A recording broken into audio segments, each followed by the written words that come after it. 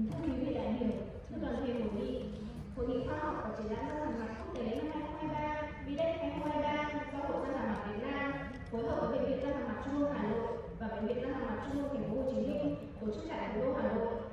Trong ngày tiền hội nghị 16 tháng 8 2023 hôm nay, chúng tôi vinh dự được sự đồng hành của tập đoàn ô tô và công ty Tuyết Hải đã báo cáo điều trị các ca lâm sàng khó sử dụng hệ thống mắc cài Damon và vít chặn. Báo cáo viên là giáo sư Tô Linh, truyền ngữ thầy Trần Thế Thọ. Để điều hành phiên khoa học, tôi xin trân trọng giới thiệu chủ tọa và giáo sư tiến sĩ Thị Thu Phương. Sau đây, trân trọng kính mời chủ tọa lên điều hành phiên khoa học.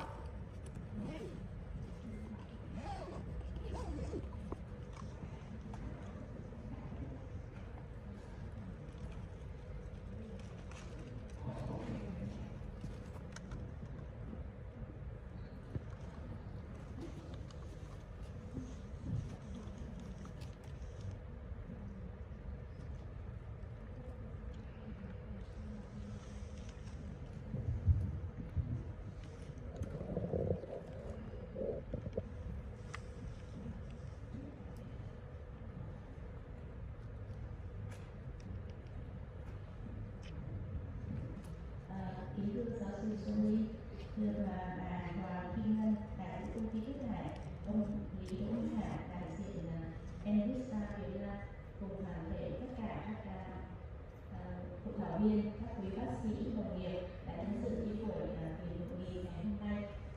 Tôi xin thay mặt cho Hội Răng hàm mặt Việt Nam xin được gửi lời cảm ơn trước tiên là đến giáo sư và cũng như công ty đã có sự trợ giúp để cho hội có được buổi việc hội thảo ngày hôm nay. Thì như các anh chị biết thì chúng ta tổ chức ở cái nơi mà khá là xa trung tâm, đúng không ạ? Chính vì khá là xa trung tâm cho nên đến giờ này chúng ta mới có một số hơi nhỏ, hơi ít bác sĩ. Tuy nhiên thì tôi nghĩ là sau một cái khoảng thời gian ngắn thôi chúng ta sẽ có thể đầy cái hội nghị này với cái bài báo cáo rất là hấp dẫn của thầy. Thì đối với bài báo cáo như này thì hệ thống cái và cái mini thì chắc là các anh chị cũng đã làm quen rồi. Thì tuy nhiên mỗi một lần mà các báo cáo viên đã đổ công đổ sức rất là nhiều công, nhiều thời gian sang với chúng ta cũng như là các công ty đã hỗ trợ thì sẽ có những cái phần dù ít hay nhiều nhưng cũng sẽ khác với những lần mà chúng ta nghe trước, và cũng sẽ có những cái là tôi cho rằng mỗi buổi hội thảo chúng ta đi có thể chỉ thu được một phần rất nhỏ thôi, nhưng cái phần đó sẽ giúp ích cho chúng ta rất nhiều trong quá trình điều trị cho bệnh nhân. Vì vậy cho nên là với mong muốn như vậy cho nên là Hội Răng hàm mặt Việt Nam cũng rất là cảm ơn các chị đã đến đây để tham dự, và cũng chúc cho các anh chị có thể giữ gìn sức khỏe đủ để có thể tham dự được cả 4 cái buổi hội nghị của chúng tôi. Xin trân trọng cảm ơn. Về phần bài báo cáo như thế nào thì chắc là tôi không giới thiệu qua nữa, bởi vì là thầy sẽ nói ở trong suốt cả một buổi từ sáng cho đến chiều, và cũng hy vọng rằng là chúng ta sẽ ngồi tham dự đầy đủ cho đến khi cái kết thúc với những câu hỏi mà các bạn đặt ra thì các bạn có thể chuyển lên cho ban thư ký và chúng tôi chuyển cho đội chuyển ngữ, hoặc là các bạn cũng có thể hỏi lại sau, khi lại sau thì chúng tôi sẽ chuyển trực tiếp cho thầy và thầy có thể trả lời cho chúng ta sau này. Xin trân trọng cảm ơn.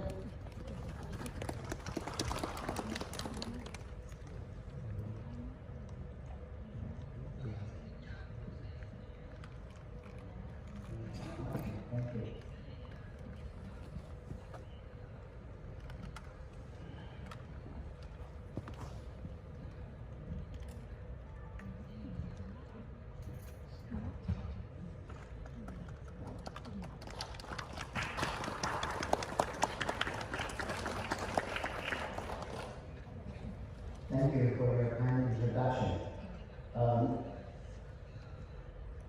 This is, I've been here, this is the third time. Actually, the fourth lecture.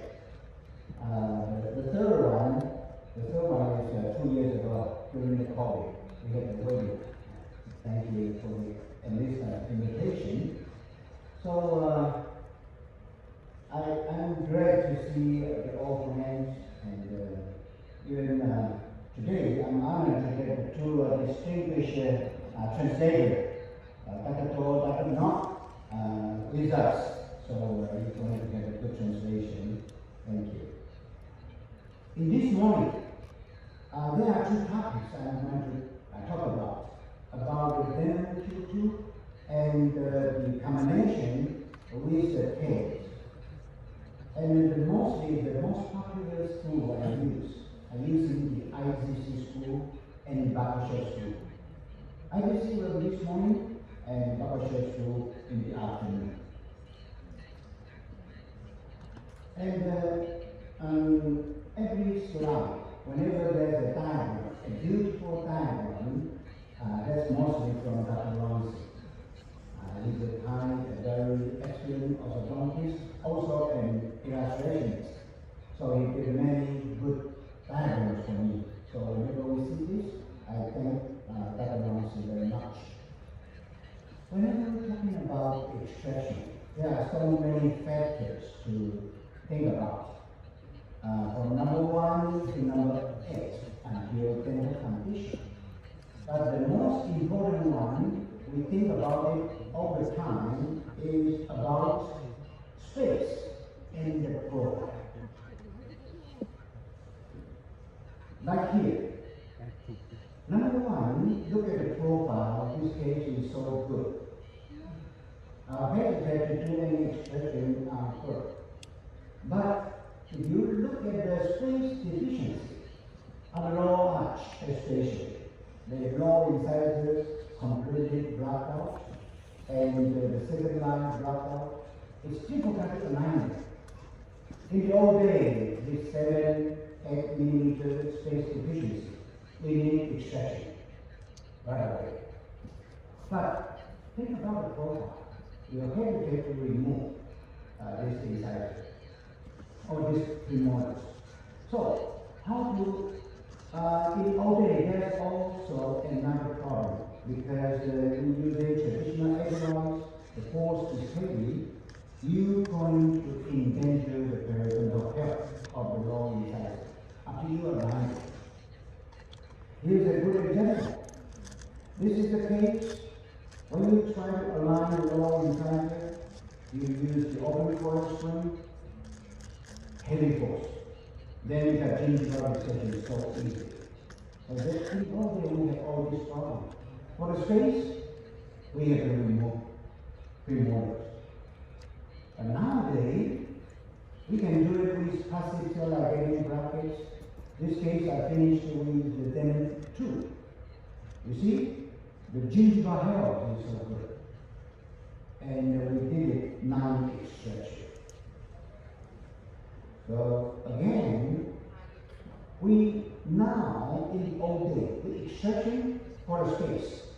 But now we extraction for the face. Why? Why is that?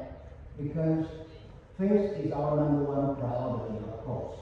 But also we can avoid the side effect of the extension, get the gingival recession. And we can align it easily. Just, but you say, wait a minute, the lower incisor is kind of proclined forward already. And now, after aligning all the lower interior, you're going to procline them even more. This, you take care of the face, but you didn't take care of the lower incisor position. The lower incisor position will be more flared forward, that's for sure. Because it's crowded, you level your flared. Is that good? Okay. If according to you, that's not good at all. But is that real situation like that? Should we do all the cases like this? We are looking for lower incisor should be more upright. That's what truth taught us. But if you look at this case, then you rethink about this philosophy. About lower incisor should be upright, should be more aesthetic. Is it true? Look at this curve. At the beginning, you just look here. Do you see crowding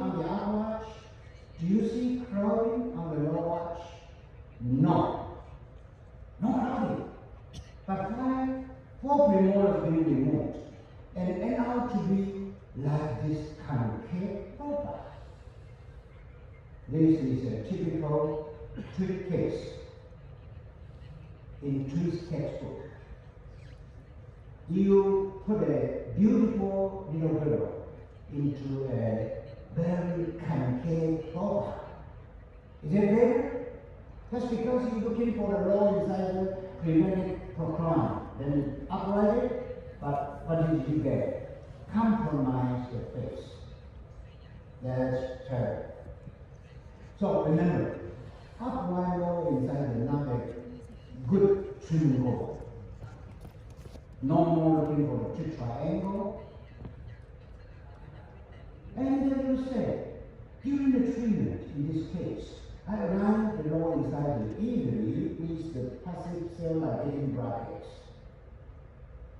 What's the end result? I said, Dr. Green, you created a mess. Wait. Please remember, this is a temporary phenomenon. You have to remember this bracket, passive cell ligating bracket, is much thicker than the traditional twin brackets. And if you think about the lip, it will be more protruding. That's normal. As long as you finish and you remove it, that provides good. So, many this kind of patient will turn out to be an extreme case. That's a very sad story. So remember, on this borderline situation, this is a temporary phenomenon. Remember the thick Damon brackets. So now, no more look at the low incisor profile and say, oh no, no good. But actually, who cares about the low incisor activation? Clinical profile is so good. Why do you care about the low incisor activation? No need. So now let's look at another situation. This case is far more severe problem than the previous case. You said, you said Damon, then I understand it. If you use Damon only in this case, it will be 9. Why? Look at this problem. For the previous case, maybe 5-7 millimeter crowding. But if the current case, it's at least upper 4 millimeter more crowding, lower 3 more millimeter crowding. Can I do the same? If you do Damon only, that's dangerous. That is very dangerous. It will really create bias. So what should I do? Of course, you have to use bone screw. By using the bone screw, you not only relieve the crowding, but also you maintain the profile. No lip protrusion, no tendon protrusion. That's how we use the screw. So you need to use screws. So let's look at it again, see how much huge object. You see, the object is so big and it's crowding so much. Now, how can I use the screw to solve this problem? Yes, you can do it. This is the answer combined with the text. This is at the beginning. We are not only want to visualize the upper arch, relieve upper crowding. Also, we need to relieve lower crowding. That's a new concept compared to the traditional orthodontics. Traditional orthodontics will routinely extract bicuspid to relieve crowding. Now, we change a new concept, that is, extract the third molar to relieve crowding. For example, the lower we need the third molar removed. And how far upper may be too high, the surgeon reject to remove it. At least the lower we should remove it. So then we can visualize the lower condition there. So basically we want to remove it, And in the upper, the surgery is good technique. Sometimes the surgeon rejected to extract the upper femoral. They said it's too close to the sinus wall, and then they are not to remove it. At that time, you still can discharge it. But in this case, luckily, the oral surgeon quite good, remove all four the molars. So you don't need to remove the molars. Because you remove the molars, you are endanger the profile. You make a tissue profile. So we take advantage of the Damon brackets because it's so free sliding as well. So if you, like in the upper, in day one. In day one means I'm using all 14 and I retract already day one. And also, I can put not only the retraction of the upper arch, but also I retract the lower also. Because we remove the femoral, so I can visualize the whole condition easily, because this is a Damon system. Distance, not much.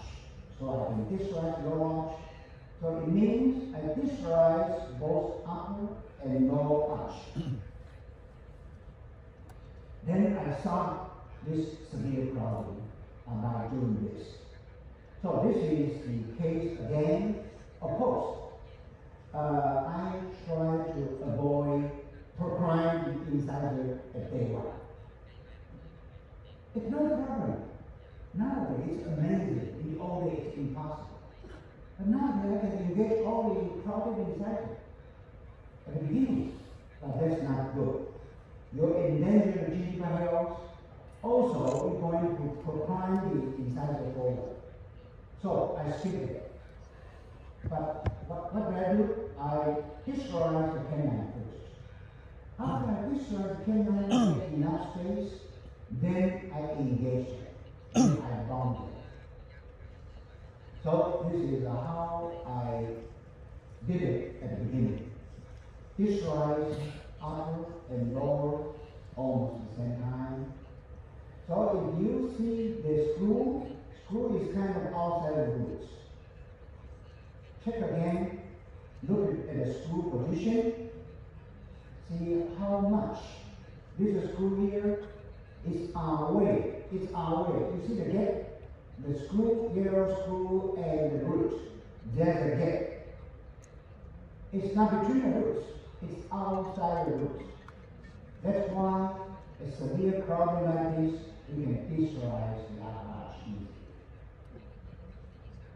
So you can see progressively, we gradually visualize the canine and bonding the lower incisors, and then eventually we have enough space, so I bond them all. So gradually, by using a screw, you can stop this severe crowding from here to here without flaring. So this is the using a screw. If you watch how much you have visualized the upper condition, you just look at this at the beginning like this here. But now it's so close contact, almost contact with the histology of upper persona. You see, beginning there's a big gap like this. So indeed we visualize the upper. And this is a clinical picture. You can see how much you can visualize it. And now the door and tissue well aligned because we have visualized canine gradually and then engage the incisors. So this is the final result.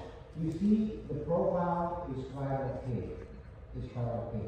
Oh, incisors still proclaim. Day one is very proclaim. If no screw, they're proclaiming even more. But because we're using the screw, no problem. You can see, actually, you still flare a little bit because the crowding is too much. But on the upper, we even retract it. So this is the end result. And you see how much originally molded forward like this. And because of the Israelization, it's been upright. See, the original molar space becomes smaller because we nowadays can use the third molar stretching space to help reduce the crowding. So this is end result. This kind of case in day one always explain to the patient. There is a possibility of the gingiva going to recess more. If it happens, we need periodontal treatment to grafting. But here, it's gingival recession all right, but still affect gingiva. So it's okay. No need to do grafting. But sometimes you need to do grafting. So this is, you see, originally upper incisor very for crime, and then now well aligned, especially the forehead is excellent. And you'll ask, maybe it's just temporary, they don't go back. Did it go back? No. You see, for the about a year follow-up, still maintain about the same. And the gingival recession, I maintain the same. After the neighboring teeth gradually recession, usually gingival level will be about the same because this is a catching on here, so it's fine. So in this case, we did it quite smoothly. So now here comes the question: how do you place the screw? How do you to press it really extraradicular? How do you do that? Now I would like to explain this in details. So whenever you want to use it, you know the theory and you can apply it easily. And you don't have problems. Every case you can apply it smoothly. And what is infradiagonal press? According to the definition, this is a diagonal. Infradiagonal is this area. The whole area, big area, and the real one is really right here. But mostly, clinically, I place it here. So I call this a modified ICC.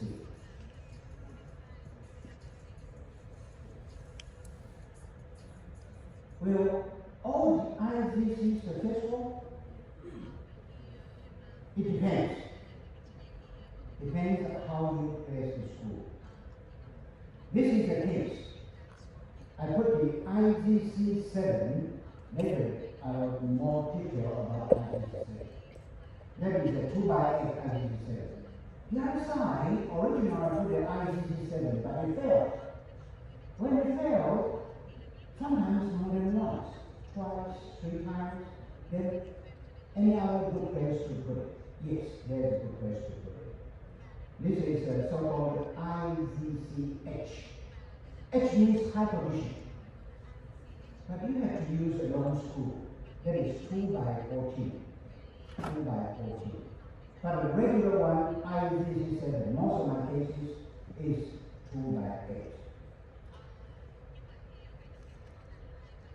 So, IZC high position.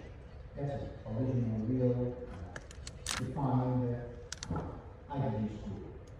Real IGC. But I seldom place it. When IGC7, IGC6 fail, I use this ICCH. Now look at this case. This IGCH, you never place it, it looks scary. Because you are putting over, this is mucosa area. We try to avoid mucosa area. Because the mucosa area, if it is movable, it depends. If the mucosa is really movable, like a cranium area.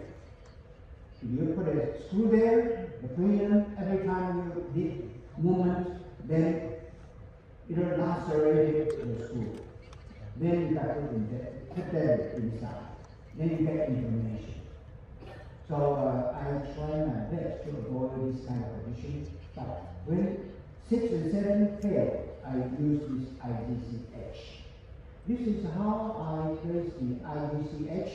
Even you can touch it, you can feel it. Just above the first molar, upper first molar. That's a diagnostic press. You can touch it easily. Just toward that direction and you drill it. That's it. Very simple. But if you've never done it, you're scared because those mucosa is terrible. And let's see this one here. You can see this IDCH, 100% guaranteed.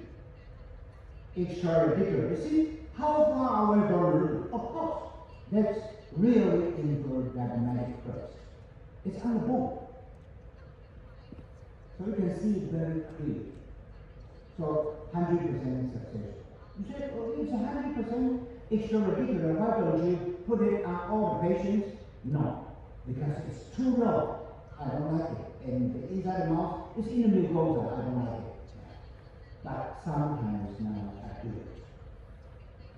Okay, you can see this is another case.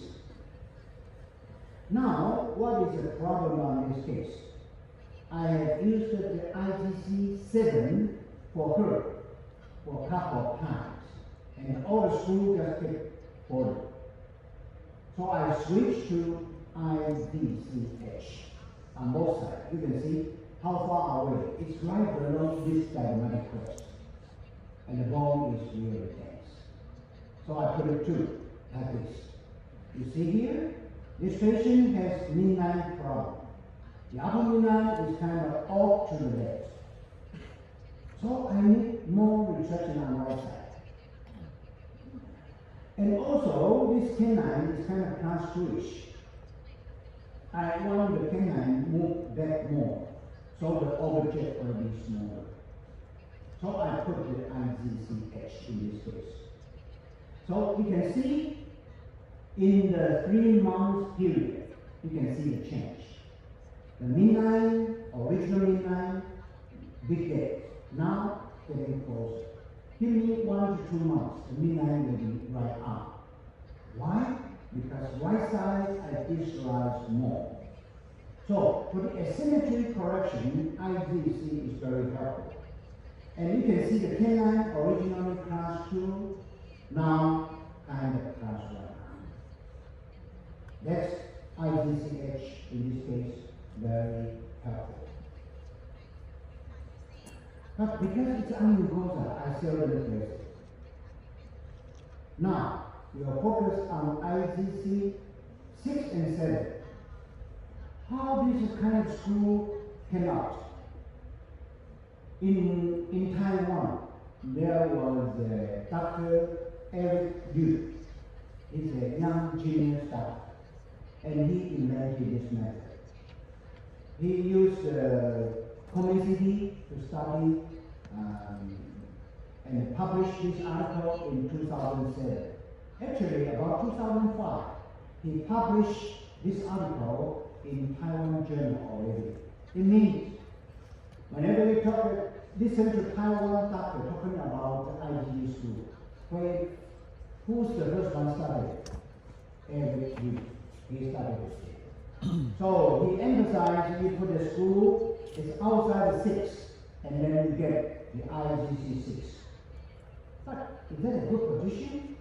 In 2005, this study is a comicity study. In 2005, comicity is blurred. People cannot see it accurately. So that kind of statistics is ambiguous. It's difficult to get a really good definition. So, but anyway, after Eric published this article, we followed him and we tried to put a screw and try to visualize. But we found IGC6 seems not as good as I expected. Why is that? Let's see. Now we have very common CT, and we can see the picture more clearly. Now I would like to introduce the anatomy of the IGC. You just look, this is a cross-section. You look at the skull, cross-sectional. what is, this is number 4, number 5, number 6, number 7, number 8. All the tooth number. Number 8 is third model, you know? And we are focusing on number 6. And what this 1, 2, 3, 4, 5 means a cross section. It is about the CEJ. 1 millimeter, 2 millimeter, 3 millimeter. So I get a cross section towards the good apex. So you get a picture like this. This is a 5 millimeter above the CEJ. So now we can know where we can put the screw extra-vertically. Just look at this. This is the number 6, number 7, number 8. Could you tell me? This is the area, the bone area. We're going to put a screw there. This is the bone screw area. So if I put the screw here, means outside the 6. Here means outside the 7. Could you tell me which one you prefer to get more bone engagement? Number 6 or number 7? 7. That's so obvious, right?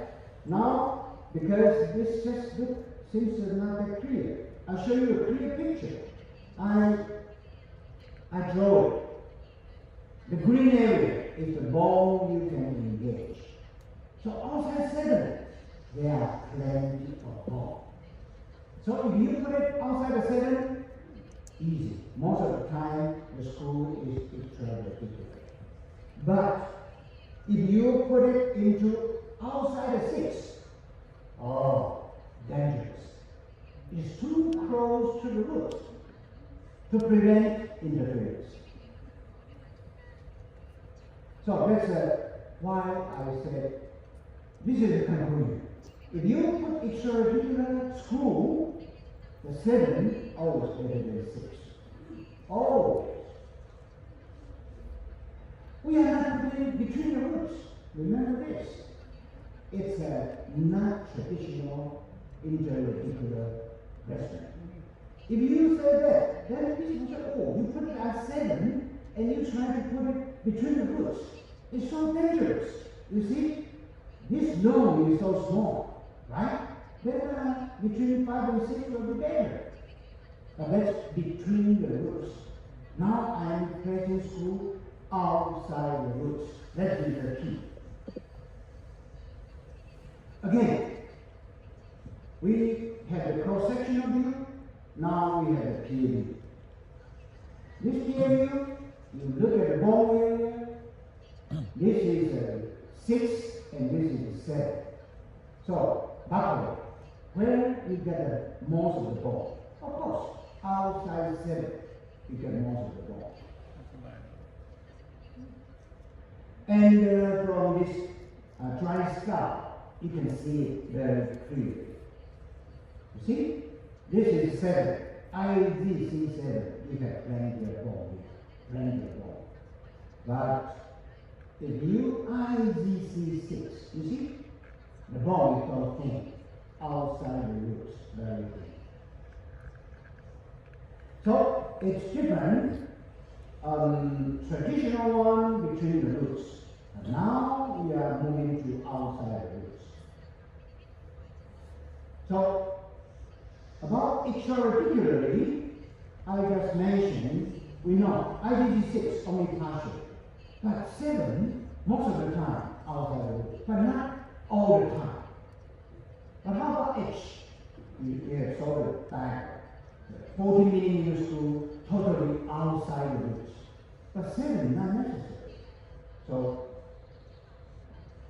and in my book, in the second edition, I have a term about it. Because preventing sliding on the bone wall. Preventing sliding on the bone wall.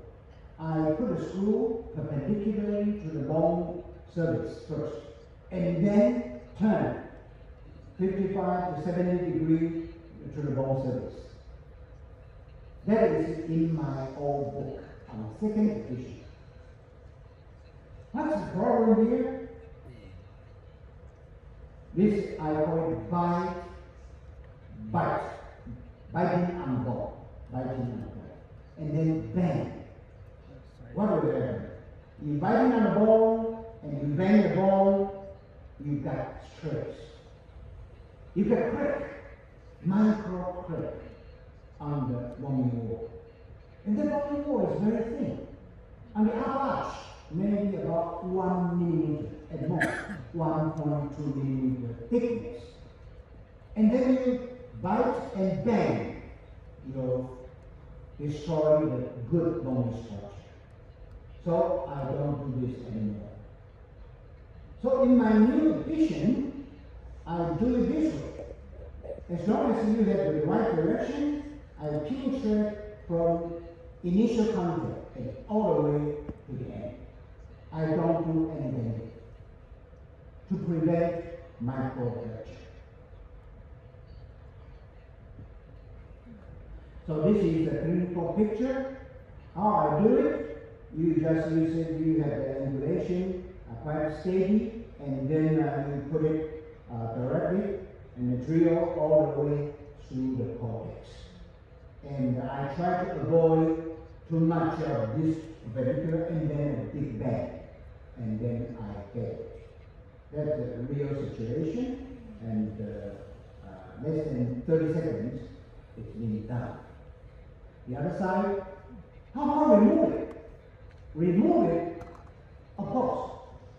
You pressing it, you need local anesthesia. But removing it, you don't need anesthesia at all. You can remove it like this one. You engage it, and then remove it easy. That's the beauty of using the steel screw. We don't have mechanical, we don't have osteointegration. So you don't have to worry about your osteointegration. If people have to remove it, easy to remove. I use the stainless steel. And some patients, if the bone quality not good, it even came out by itself during the treatment. So this is the IDC6. It's in front of the 6. And basically, because I'm using the stainless steel screw, so it's very sharp. No incision needed, no tissue punch needed, no pre-drilling. It's a self-drilling directly. And this is on the 7. This is on the 7, outside the 7. Now let's talk about the thickness of the bone. This is the screw, and it's been placing, the important engagement is on the cortical bone. As I mentioned, 1 to 1.2 millimeter thickness. That's our primary stability from there. And then medullary bone. Inside the medullary bone, it's irrelevant to the stability of the screw. Cortical engagement is the key. So remember, cortical plate is the important one. So we are using the stainless steel screw. So primary mechanical retention is the most important one, not for the osteointegration. So when do I start using the force on the screw? Day one. When I press the screw, I use the power chain, I retract right away. You say, why don't you wait 1 or 2 months? Because I'm not looking for osteointegration. In some extreme case, you drill the screw, I remove it in the same day. Why? Some patient, the bone quality is so bad. You just like a punch into the eggshell. So I know you don't say the mechanical retention, no. And I'm using SS. Then why should I wait for the osteointegration? So no osteointegration needed. So the primary stability is the most important one, and the cortical bone engagement, of course, the most important one. So for stainless steel, mechanical retention. Now, let's evaluate. When you put a screw, you have penetrate through the gingiva, right? And most of the time, attach the gingiva. Now, I would like to evaluate what is the minimum length for me to place the IGC screw. Minimum. At least, how long I should have the screw. 40 millimeters? No. 70? No. Then, what is the reference? At least, how many millimeters the screw length? We have to penetrate through the soft tissue. That's attached to the gingiva most of the time. And then cortical bone. Then medullary bone.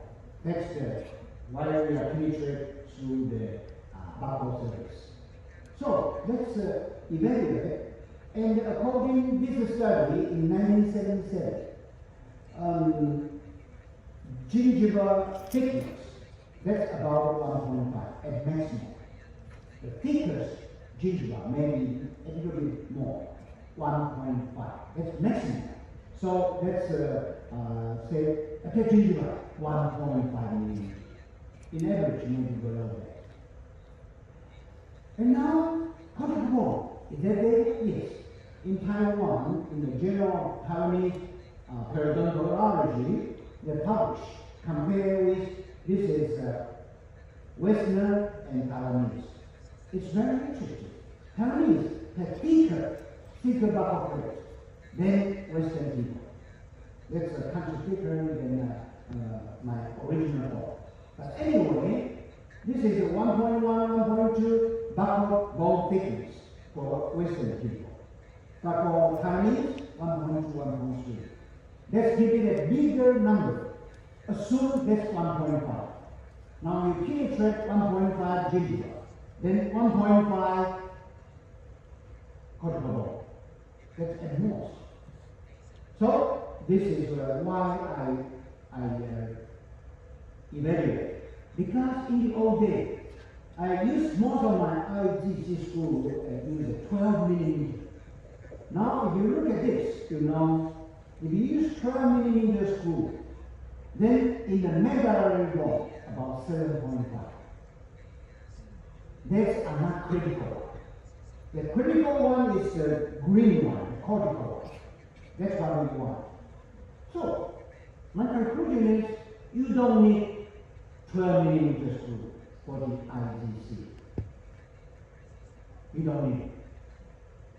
So this is the conclusion. I use a millimeter one that's long enough for most of my cases. Why? Because you get all this and then you still have 3.5 inside the medullary bone. So that's enough. You get enough cortical injected 1.5. That's why now I use most of my screw every millimeter.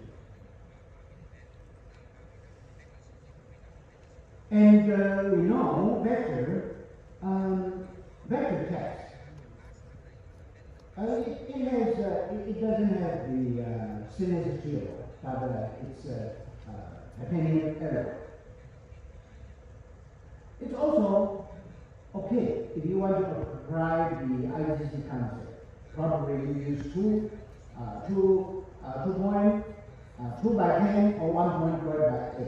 You don't need to use this long. But the bottom one, for buccal shell screw, I'll use the long one. But in Taiwan, we don't have this vector license. So we use the screw made in Taiwan, and mostly we have 2 by 8. That's enough. So this is IGC buccal shell screw we can use. And you all have questions. What's the difference between this? Which way you prefer? If I tell you retention, mechanical retention, that's the important thing for a stainless steel. Which one do you prefer? For myself, of course. Shorter one is easier. Patient more comfortable, right? You see this one, patient. That's very irritating to a buccal mucosa. Right? Also, there's one more point. A lot of time we using this screw as the maximum anchorage. We want to retract the incisor back. If you are using 14 mm line, you going to dump the incisor down or more. If the patient smile without showing gum, maybe you like to do that. But a lot of our patients, we prefer after treatment, not showing too much gum. Then shorter one will be good. So it depends.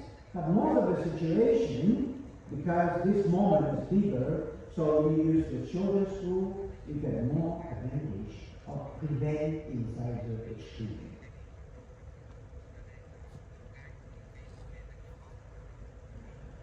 In the old days, when at the beginning we are very proud, oh, by natural protrusion, and I use a screw, retract, maximum anchorage. But now we want more than maximum anchorage is what we're looking for. In the old days, maximum anchorage, wow, that's great. But now we look for more. We want, what do we want? You see, you have maximum anchorage, usually it applies on a case, you remove 4 by castile. That's maximum anchorage. And now we advance to more. Now, this is what we are looking for. We're looking for example, there's a big castile like this. We're looking for non-extraction. We're looking for non-extraction. We want to dislodge the whole thing back. Then, if your IGC screw has an interference between the roots, can you dislodge it? No. So, it depends on, if you're just looking for the maximum anchorage, the screw is very easy to press whenever. It just Australia will be fine. But you want to dislodge, it should be outside the root or far away from the root. Then we can do the dislodgation. That's the key. For example, this is, we know, in front of the 6, I call this IVC6. Remember, IVC6, the buccal bone is limited, so interference chance will be high. And we did the retraction for 9 months. Do you see any improvement? If there's improvement, very, very little, almost no improvement. Canine castile still maintains canine castile. Still canine castile. Then you should suspect, highly suspect, there's good interference on the screw. So you have a question about it, and the next day you check the X-ray. Of course, we have to check X-ray to see it. And to check the X-ray is so obvious. You see, from the panel, you can see it so clear. This is IZC6. You see, all day I use 12 millimeter. And you see the screw is right distal to the mesial root. So it's not there. The root stop your whole arch visualization. You cannot visualize anymore. But you said that this is 2D, 2 dimension. A flat X-ray. You cannot use it. Show me the 3D. Okay, I'll show you the 3D. This is the picture, and we have the 3D. It's so clear, you see? We just like the cross section from the root apex, CEJ to the root apex.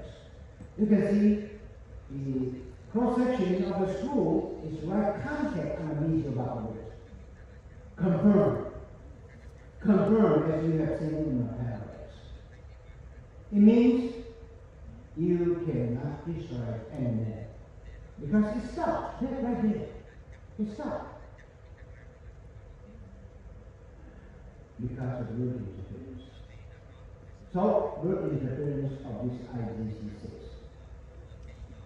So we put a new screw far behind. IGC7. We know 7 has a lot of buckle bone.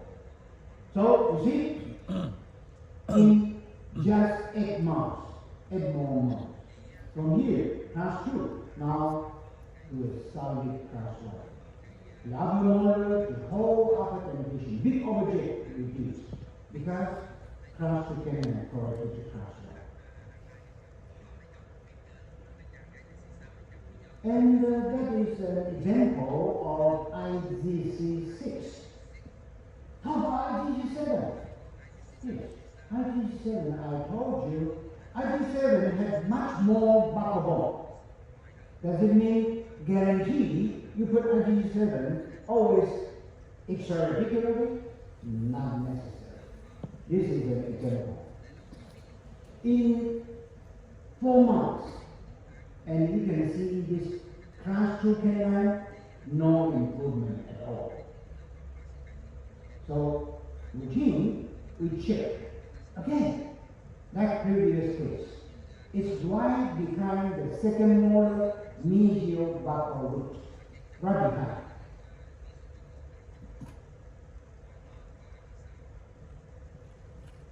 And we can use the common CT again to confirm it. Indeed, right behind. Stop. Again, stop. So sometimes the screw into the sinus, that's okay. So this is what happens. I put 2 screws, one side is IGC7, but this 7 is far too distal, of the medial buccal root of the second molar. So it became an interference here. But this side, okay, this is outside. This is extraradicular one. So on the right side, no, you can visualize. On the left side, no. So I press a new one. This new one, I press it a little bit forward. So it's very safe. Why? Because I have enough space here. I can visualize it. So you see, class 2 canine to class 1. Now class 1. No problem, class 1. This is why I suggested people to use shorter screw. If you use a longer screw, if you don't, you say, oh, the screw head is exposed to the mouth too much, then irritate the mucosa. Or you want your screw engage more, so that the extra screw head about the same as any one. But then you got a problem. The your screw engage inside more. This is engaged inside more, 12 millimeter. That is the screw interference in this case. What if I cut this short, then the screw 4 millimeter shorter? Is there any more difference? Interference? No. It will be outside the root. That's why I think about the screw length means that I prefer short and patient more comfortable. While retraction, I don't have that much inside the extrusion and much less root interference. So, if you use 10 millimeter instead of 12 millimeter, there will be no root interference like in this case. So, 8 millimeter definitely better than screws. Not the longer the better. No. So, I have published this article. If you are interested, you can look for this article. So, now, what is the safest way? If you can confirm your screw is right, like a 6 you write here, is okay. 7 right in front of medial buccal root is okay, even between the roots. But 7, people say, oh, there's more buccal bone, I can press wherever I want. Remember, we have one screw press right here. Remember, that's the interference. Right behind the medial buccal root. That's not good. So always keep this as a principle. Try to put a screw medial to the medial buccal root of 6 or 7. Then you get enough clearance to discharge the whole condition there. Not necessarily really outside the root. So between the root is okay, as long as you get enough gap. for visualization. Then here comes the answer. How do you put the screw exactly you want to, mesial to the mesial buckle? Is that an easy task? No. How to do it accurately? Easy. How easy? Use the double film method. Guarantee you can easily put the screw right in front of the mesial buckle. This is the case of bilateral protrusion. Also, after you extract the canine more here, you cannot discharge anymore. So our screw should be very critical, more than maximal anchorage. If they put a screw between the roots, then for maximal anchorage, okay. But you got a problem for discharge more, like the left side. You see this left side? Extract the first line, canine just enough space. How can you get more visualization? So, visualization is the key. So, needs more than maximum anchorage. How do I do it? Easy. You take 2 films. The first film, you don't engage the screw 100%. Then you take a film. Oh, it's here. Now you know, you just put the screw forward, upward more. That's the right mesial to the mesial buckle. That's it. You need second film. And the second film will follow that. So exactly you want. If your original screw maybe here, then we know you just put real screw forward. That's it. And in here, we just engage the screw head into the ball, about 1 millimeter. Lightly engage. Because you're going to remove it and to press it into the right position, in the final position. So this is, we call it double film method. That guarantees you into the right position. Always. So this RGG6 is between the roots, it's between the roots, but enough gap you can visualize it between the roots. See, another RGG6, it's between the roots, but there's enough gap. As long as you get enough gap, later on you can visualize the condition. So this is a good RGG6. And this is another between the roots, but enough gap for you to visualize. And I want you to appreciate if the screw is really between the roots, but there's enough gap between the roots and the premolar. So the whole upper condition can visualize that. And this is the other side, the same. How about IGC7? This is a severe crowding and also upper kind of protruding. And how do I solve this case? I put 2 screws. This IGC7. And most of the time, IGC7 is really extra ridiculous. And this is 2 IGC7. Most of the time, you look at a PA view, you can see it very clearly. It's outside the roots. It's outside the roots. But if you want to confirm, use the common CT. And I hope you remember this slide. And then let me know how nice the IGG7 most of the time. This is the IGG7. You see, it's always outside the roots. The screw is outside the roots. Outside the roots. No interference. And the important thing is here. It's outside the roots. But just look at this. We cannot tell. We need to see the complexity. 3 dimension. I want you to remember how much the root and the screw have a gap. Because of this gap, so you can describe the whole condition there. This is the slide. Look at the gap between the screw and the second molar. That's enough gap. That's why this case can be visualized a lot, no problem. And another side is the same. I just want you to get a picture of this. The IgG7 is outside the root, and you can visualize a lot. Now, this is a clinical picture. Originally, clouding and protrusion being solved. Class 2 canine to class 1. Like this beautiful IgG7, because it's extra reticular.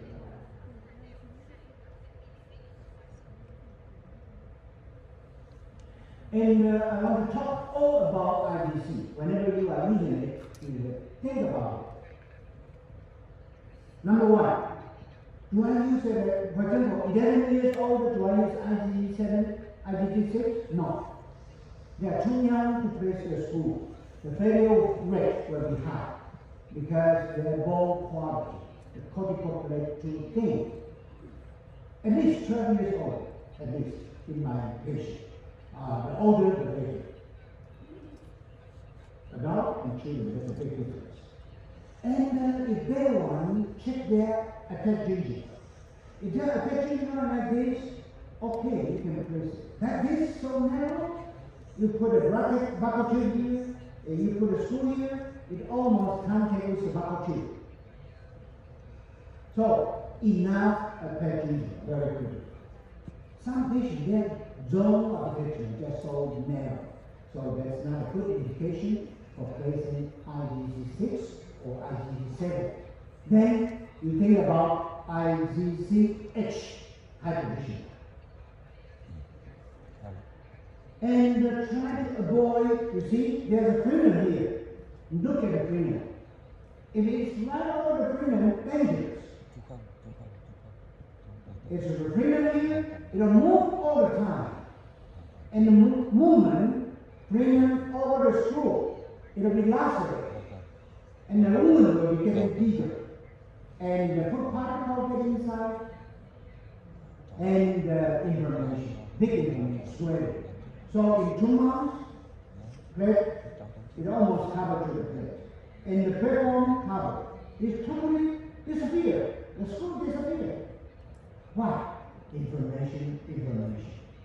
So remember, check, is it a movable mucosa? Especially close to the frenum. Whenever you move, it moves. Affecting. And look at this, here, contraindication for IgG6, but this, between the roots, especially between the roots. IgG6, you have to notice there's enough bone.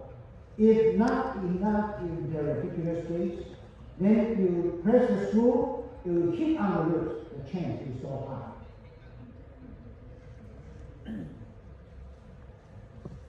And whenever you see a screw look like this, it's failed.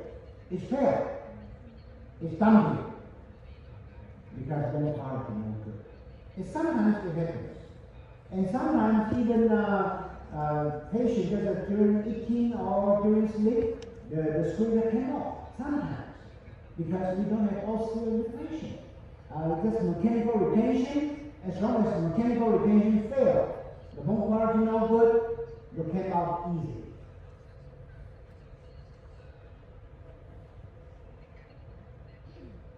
And how to avoid IgG dysregulation failure? Number one, anatomical limits. You should know the anatomical limits. Adults, of course, better. Affecting better. And there's one more situation. You see the high sinus floor. Some patients have very low sinus floor. The roots, or you see the sinus around it. It punctured like an egg shell. That is the low sinus floor. And how to prevent root interference? The best way is extrareticular. So IT7 better than IT6. And always try to mesial to the mesial upper root of 6 or 7. Then you are set, whether interradicular or extraradicular. Fine.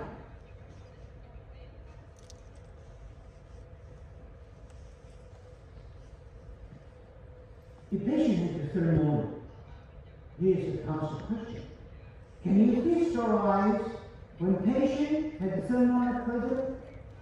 People usually say, oh, thermometer, you have to remove it. But sometimes the oral surgeon reject to remove it. Why? Because they say, oh, the thermometer is too close to the sinus. See? If I remove it, maybe you create oral enteral fissure. So they are not removed. Then that's this case. We visualize the whole thermometer, the skill thermometer. It's possible to visualize this upper thermometer there. So, what is the guideline for upper thermometer? As long as it can be removed, remove it. But if it's not, that's okay. But not on the low. This afternoon we talk about on the low. So, for an eruptive upper thermometer, extraction before it erupted. As long as it's erupted, it's easy to extract, so extract. But for unerupted one, this is a case, we visualize. You see, the big class 2. We visualize it, thermometer. Maybe in fact more. But later on, after it erupts, it still can be removed. Anyway, upper thermometer will not stop our visualization. Now, here comes the interesting phenomenon. This is a study done in Taiwan. On the door, placing 2 implants, medical implant, not dental, this is dental implant, not orthodontic implant, not our school. They put an implant, and when they try to use 100 gram, 200 gram, no movement at all. But when they increase force to 500 gram, implant, remember it's implant, it's osteo-integrated implant. Implant bend it. It means even heavy force on a human being, even dental implant. It'll bend. How about your school? Of course, your school force cannot over 500 grams, that's far too much. Even implant will move. So, even in dental implant, heavy force creates bone bending. Now, how about back to our school? At the beginning, we try to measure the force. This is my amount. On the buckle shelf, the door, usually, even close to 200 grams, okay, but I never ever over 500 grams. Even the dental implant will get. That's what they study told. So in the maxillary, maybe 200, about 8 to 12 ounce, and the lower 12 to 16 ounce. All below 500 grams. In the old days, I used the coil screen to retract. But there's a big problem. Sometimes the eyelid, there's a hole, eyelid. The eyelid of the coil screen and the screw head doesn't fit. You even need to use the high speed or low speed to grind, make the eyelid bigger. So that's a big problem. So you spend a lot of time engaging this coil screen. Even though people say this is more hygienic, but to me, no big difference. So I prefer to use power chain. Because it takes time sometimes to engage the coil screen to retract the tissue. Now, I use power chain. It's so easy. In seconds, you pull and engage, easy. So now I use power chain or C chain to retract.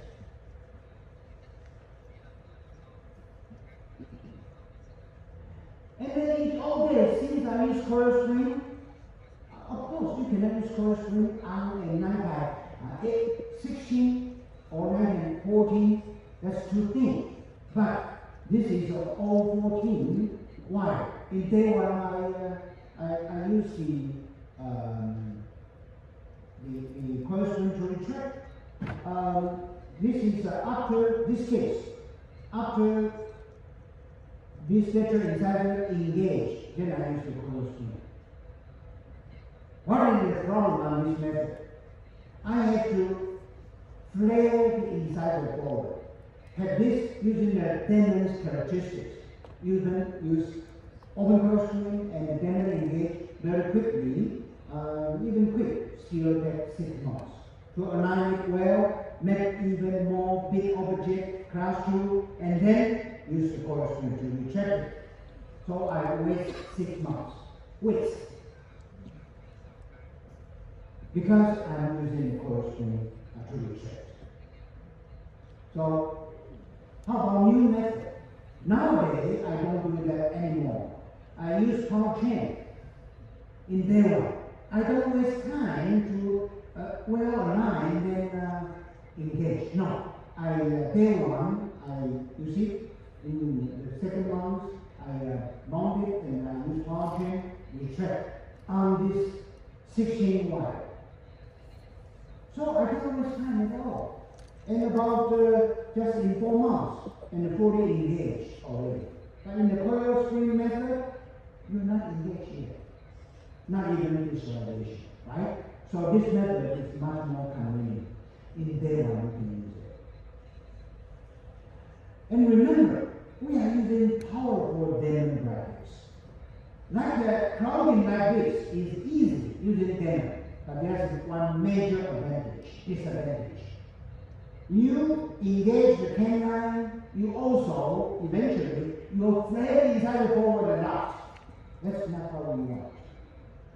So, gradually, we visualize enough space. We gain enough space. You see, I'm here still a thin wire, and then we engage the bracket. Enough space, then engage is better. So always remember that if there's a crossbite,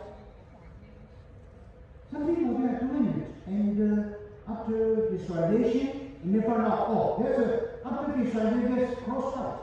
So they use cross elastics. Then originally you get transline, now we use a lot of cross elastic by opening the head. Then you have to visualize that again. Number one, don't remove the screw too early. You have time at the end, oh, I need screw to continue, and you say, please let me put another screw, which usually they hate to have a screw again. And you don't want to do it again. So, remember, don't remove them too early. You say, oh, I finished this movement. You have to think about, after the visualization, you check there's any more crossbite. If any crossbite, upper crossbite, you correct it with cross elastic, the bite will open again. Cross through again. Then you use the screw to check again. So remember this. Whenever there's more crossbite, you don't stop using it. You, while the screw's there, try to correct the most of the crossbite. Otherwise, you will get better again. So, the advantage of using this method is you can visualize both upper and lower arch. Because the lower, because the dim, you can slide in the bracket, the tools along the arch wire much easier because the whole wall in the Damon brackets. This is my old case. And you look at change, very subtle change. Not a big, huge change. Indeed, a little class 2-ish to class 1. What the difference between old case and now new case? The old case, I only visualize on the upper. But in our case, I think in Taiwanese, like Vietnamese, in our cases, they are not only have upper protrusion. You want to get a good result, most of the time, you need the lower examiner to be more upright. then you can operate the stretching more. But in this case, I just discharge upper only. If I do this case again, I'll discharge both upper and lower at the same time. I use the screw and transfer elastic, so the lower will upright more and the upper can discharge more. Later on, you'll see more of this kind of case. So that's why, in combination of IZC and transfer elastics, will improve the profile even more. If the patient wants the profile really much more improvement than the beginning. And sometimes the power chain will impinge on the gum. Then you can use a longer hook to prevent gingival impingement. This is what I said about sinus. Low sinus flow like this. This is what I said, eggshell patient. Their bone flow highly possible. You punch it, pop, all the way the screws in, sinking into the sinus because there's not enough audio. But in a high sinus wall like this, usually better. So low related low sinus wall, easy to get like screw bed, no quality. The people are afraid of sinus. You said, I am not afraid. But there are people afraid of sinus. Why? They thought, oh, sinus, you get engaged on the sinus. Actually, when you are pressing IVC screw, the change is very high. I'll show you the study. And if you are afraid of the sinus going to create problem, just think about this. The P01 surgery, how many screws? Mini plate fixation. They perforated the sinus wall. Are these P01 patients suffer from sinusitis or anything else related to sinus? No. So I'm not afraid of sinus at all. This is an interesting study. This study using the 14 mm screw. And the change, almost 80%. Or almost, if you have 10 screw, a screw engaged into the sinus wall. It means what? Are these patients suffering anything? Nothing. So, it means you don't have to worry about sinus. And if this is true, the study on my case, there will be any interval, right? So the sinus correlation will even less. But at least I think 50% of our patients using IVC, they're going to get sinus involvement. But this study tells us, no problem, don't worry about sinus wall. And even this is the situation, but it is still unavoidable. We're looking forward to the D1 quality, means the dense cortical bone, instead of this metametric bone. But all the patients that D1 quality, no. So when IVC 6 and 7 fail, you still have the IVC H to use. And never say never. You say, oh, we don't need to extraction. I use the screw, 100% successful. But how about the patient had poor bone quality? And your IVC 6 fail, IVC 7 fail, and you hesitate to use